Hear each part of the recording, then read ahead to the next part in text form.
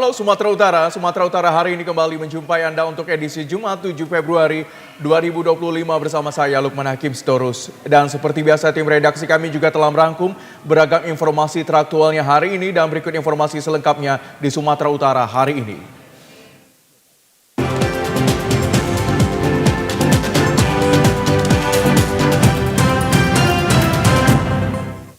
Saudara, sebanyak 50.000 liter minyak kita disiapkan untuk masyarakat Sumatera Utara menjelang bulan Ramadan 2025.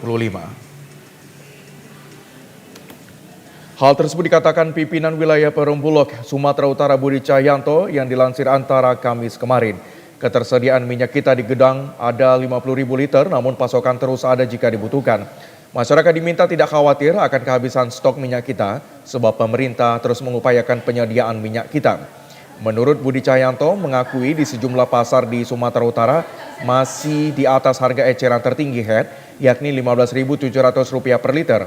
Pihaknya berupaya dalam penyediaan walaupun masih di distributor lini 2 D2 ke depannya diupayakan menjadi D1 di Sumatera Utara.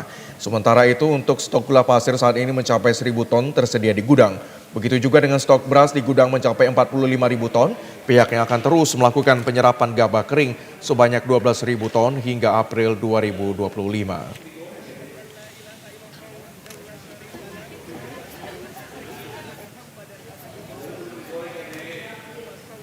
Saudara, harga sejumlah kebutuhan pokok di pasar tradisional Kota Medan masih dalam kategori mahal. Meski harganya tergolong mahal, namun stok masih cukup sehingga aman untuk kebutuhan.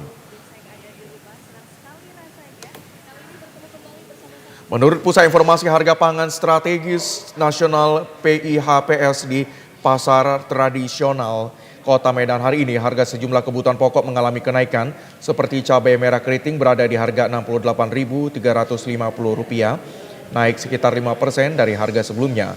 Harga cabai rawit hijau dijual dengan harga Rp68.100 per kilogram, mengalami kenaikan sekitar 7%, sedangkan cabai rawit merah dijual seharga Rp65.000 per kilogram, di mana harga ini juga mengalami kenaikan berkisar 11%. Untuk harga daging ayam ras segar saat ini dijual dengan harga Rp30.000. Harga ini mengalami penurunan dari harga sebelumnya sekitar 7%. Sementara itu harga minyak goreng curah dijual dengan harga Rp19.200 per kilogram dan harga ini mengalami penurunan sebesar 1,29%. Sedangkan untuk minyak goreng kemasan bermerek saat ini dijual dengan harga Rp21.250 per kilogram. Harga ini naik sekitar 0,47%. Minyak goreng kemasan bermerek saat ini dijual dengan harga Rp21.250, mengalami kenaikan 1,19%. Kendati harga kebutuhan pokok masih mengalami kenaikan, namun stok masih tersedia sehingga memudahkan warga untuk memperoleh sejumlah kebutuhan pokok tersebut. Saudara, pemerintah melalui Menteri Energi dan Sumber Daya Mineral Bahlil Lahadalia mengatakan bahwa pemberian insentif dalam bentuk diskon tarif listrik tidak diperpanjang. Diskon tarif listrik sebesar 50% untuk pelanggan rumah tangga perusahaan listrik negara dengan biaya 2.200 volt ampere ke bawah hanya berlaku 2 bulan. Pengumuman itu disampaikan Bahlil di Istana Kepresidenan pada Rabu lalu, seperti dikutip Antara. Menteri Energi dan Sumber Daya Mineral ESDM Bahlil Lahadalia mengatakan bahwa pemberian insentif dalam bentuk diskon tarif listrik tidak diperpanjang. Diskon tarif listrik sebesar 50% untuk pelanggan rumah tangga, perusahaan listrik negara atau PT PLN Persero dengan daya 2.200 volt ampere ke bawah hanya berlaku 2 bulan. Dengan demikian, pelanggan prabayar dapat memanfaatkan diskon tarif listrik 50% melalui pembelian token hingga Jumat 28 Februari lalu, sementara potongan harga yang berlaku bagi pelanggan pasca bayar diberikan untuk tagihan listrik pada Januari dan Februari 2025. Adapun pembayaran tagihan listrik periode Januari bagi pelanggan pasca bayar dapat dilakukan pada 1 hingga 20 Februari 2025, sedangkan tagihan periode Februari dibayarkan pada 1 hingga 20 Maret 2025. Ketentuan batas waktu pembayaran rekening yang jatuh pada tanggal 20 setiap bulan tersebut diatur dalam surat perjanjian jual beli tenaga listrik. Meskipun pelanggan prabayar dapat membeli token listrik PLN dengan potongan harga sebesar 50% hingga Jumat lalu, akan tetapi PLN memberlakukan ketentuan batas maksimal pembelian KWH listrik per bulan. Kapolres Tebing Tinggi bersama dengan tokoh masyarakat dan ormas mengecam tindakan adanya penghadangan petugas yang dilakukan orang yang tidak bertanggung jawab dalam kegiatan pemberantasan narkoba di Kecamatan Bandar Khalipah, wilayah hukum Polres Tebing Tinggi.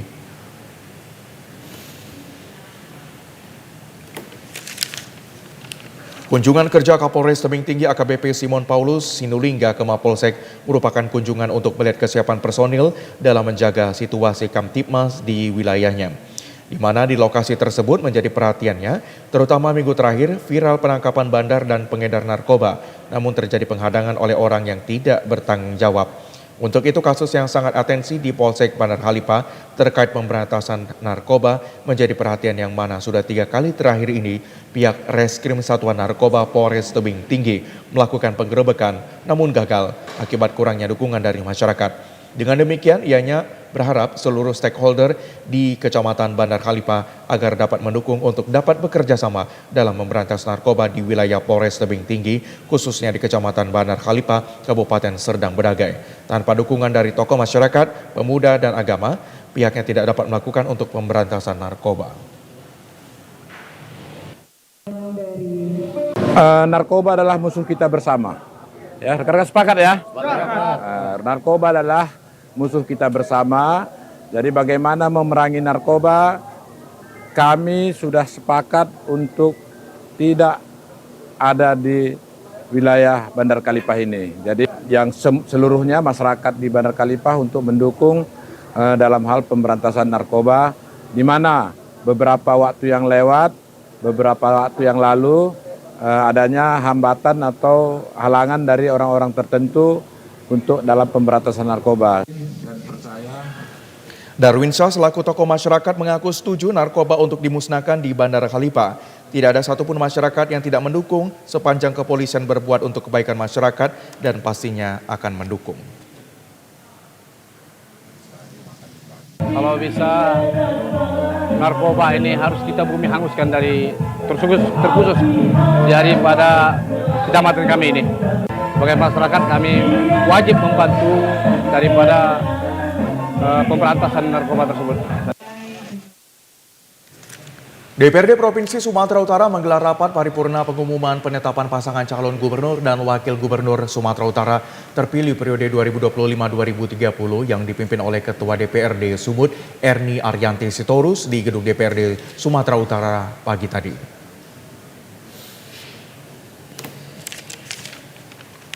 Rapat paripurna pengumuman penetapan gubernur Sumut dilaksanakan usai Komisi Pemilihan Umum menetapkan pasangan calon gubernur Sumut terpilih pada 5 Februari 2025 lalu, Bobi Surya, ditetapkan sebagai gubernur terpilih dengan perolehan suara 3.645.611 suara.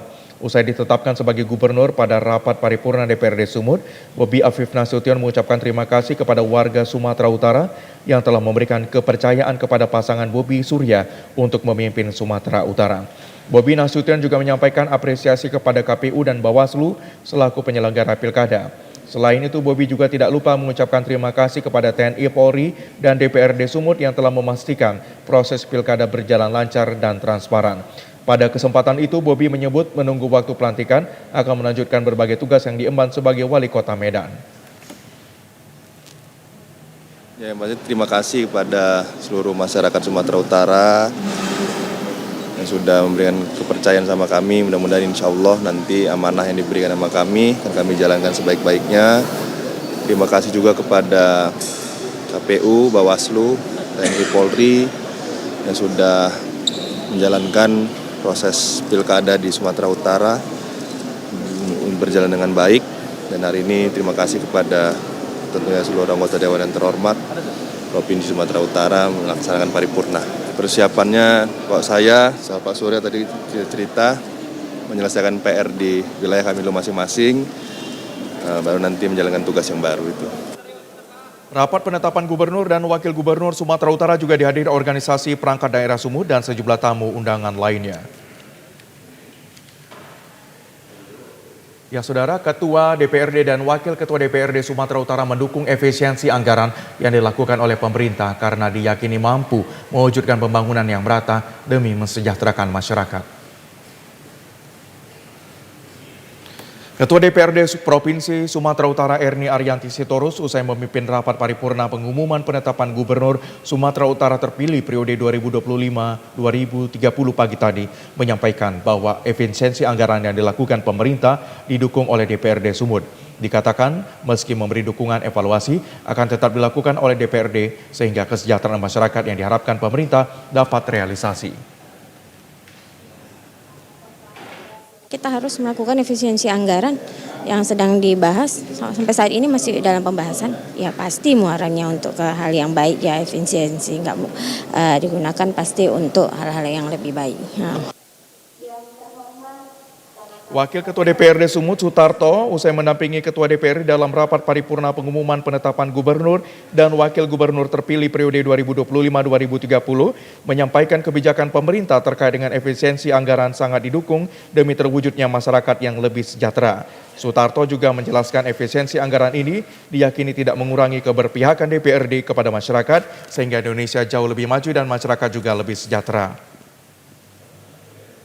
Kita akan menjalankan sesuai dengan tupoksi kita. Salah satu tupoksi dari DPRD adalah melakukan pengawasan, maka kita akan melakukan tahapan-tahapan pengawasan dari proses pembangunan sebagai produk daripada efisiensi itu. Nah tentu saja menjadi catatan kita agar seluruh elemen terutama dari birokrasi dan juga dari para pejabat publik harus bisa memahami ini. Yang paling penting adalah bagaimana pembangunan untuk masyarakat terus berkelanjutan. Saya kira itu. Efisiensi anggaran yang dilakukan pemerintah diharapkan mampu mengerahkan belanja pemerintah terhadap sektor perekonomian yang selama ini belum tersentuh.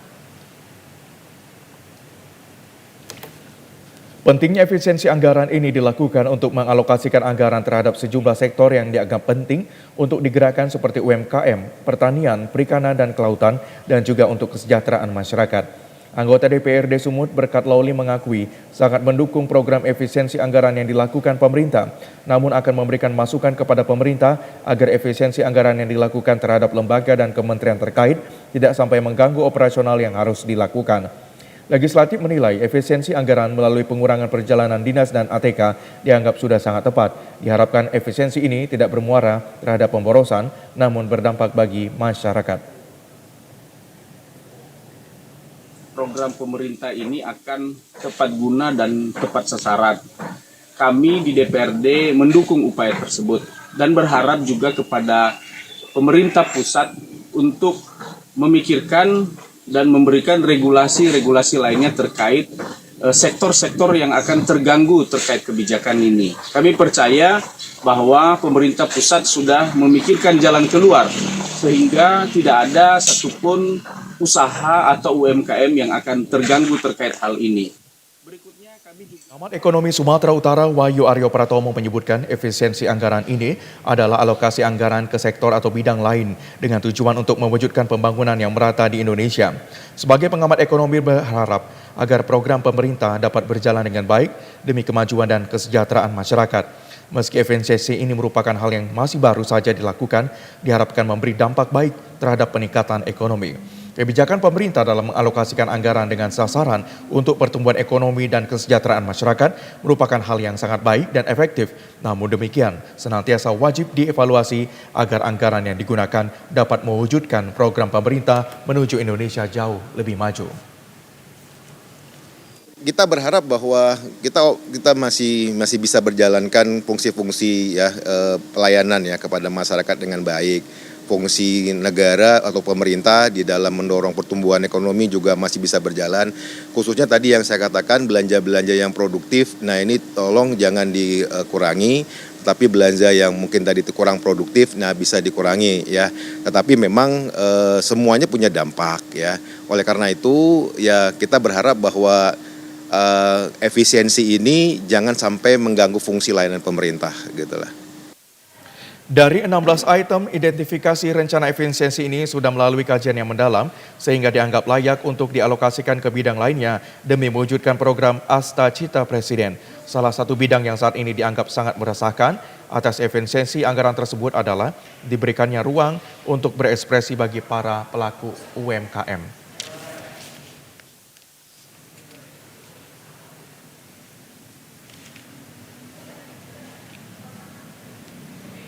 Ya, Saudara, PT Pertamina masih menunggu regulasi kebijakan pemerintah pasca pencabutan larangan penjualan LPG 3 kg di tingkat pengecer.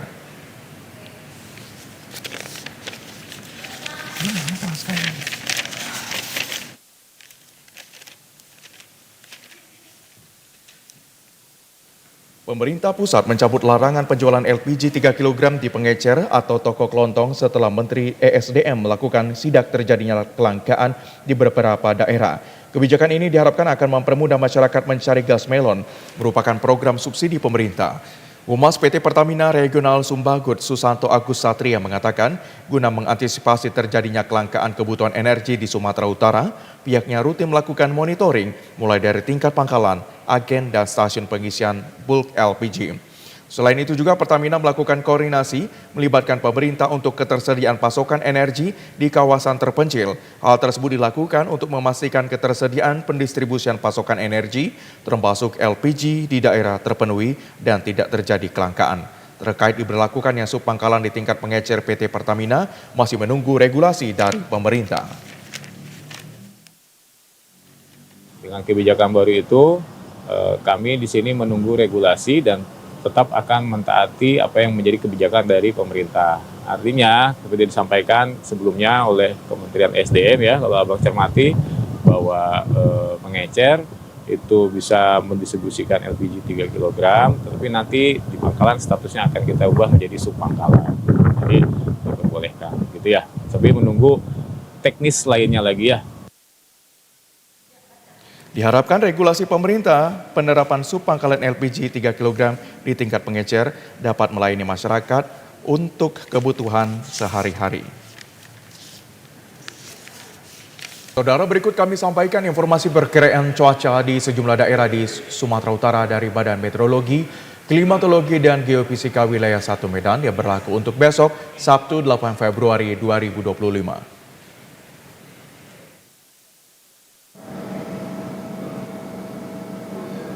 Halo Sobat BMKG, kembali bersama saya Enda Paramita, Prakirawan BBMKG Wilayah 1 yang akan menyampaikan info perakiraan cuaca dan hotspot Provinsi Sumatera Utara untuk Sabtu 8 Februari 2025.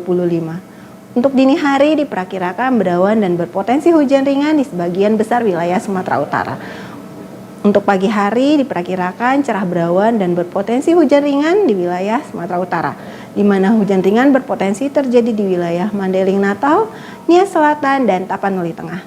Untuk siang dan sore hari diperkirakan berawan dan berpotensi hujan ringan di sebagian besar wilayah Sumatera Utara, di mana malam hari diperkirakan berawan dan berpotensi hujan ringan hingga sedang di sebagian wilayah Sumatera Utara, di mana hujan sedang berpeluang terjadi di wilayah Dairi, Humbang Hasundutan, Pakpak Barat, dan Samosir.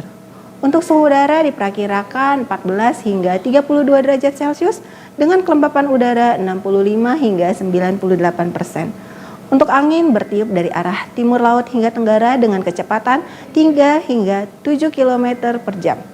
Titik panas terpantau pada tanggal 6 Februari 2025. Terdapat 6 titik panas yaitu di wilayah Karo, Padang Lawas, Sibolga, Tapanuli Selatan, dan Tapanuli Tengah. Kepada masyarakat dihimbau untuk tetap waspada terjadinya hujan sedang hingga lebat yang disertai petir dan angin kencang di sebagian wilayah pantai timur, pegunungan, dan pantai barat Sumatera Utara yang dapat menyebabkan bencana hidrometeorologi seperti banjir dan longsor. Demikian perakiraan yang dapat saya sampaikan. Semoga bermanfaat dan terima kasih. Informasi tadi mengakhiri jumpa kita di Sumatera Utara hari ini. Mewakili kerabat kerja yang bertugas, saya Lukman Hakim Storus mengucapkan terima kasih atas perhatian dan kebersamaan Anda. TVRI Media, pemersatu bangsa. Sampai jumpa.